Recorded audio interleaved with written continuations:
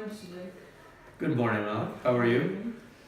Today we're going to ask you about traffic. Okay.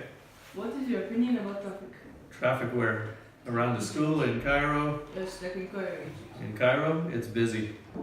And it seems, when I first started driving here, I thought there were no rules. And then I was told that the main rule is if there's space, you take it. Then how can we solve this problem?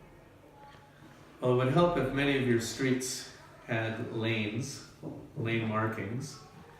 And I think in order for people to obey the lane markings and obey all the rules of the road, the police would have to be stopping them and giving them tickets. But since there seems to be no consequence for their driving habits, then they just keep driving the way they're driving because there's no consequence. In Canada, we have what's called demerit points. So you start with 15 points when you get your driver's license. And every time you get a major traffic ticket, they subtract points from there. And So what happens when so if you get to about 7, you have to go to a driving school and do a class. And if it keeps going down, then they suspend your license for a time. So that's how they control what people do. And make sure they behave and follow the rules of the road. Maybe there's too many cars here and not enough police. I don't know. Okay, thank you. You're welcome. Good morning, I'm good. I want to talk to you about traffic. What do you think causes traffic? I'm not even sure where to begin answering that question. People don't park where they should park. People don't use mirrors. Mirrors are a piece of decoration on most of different people's cars.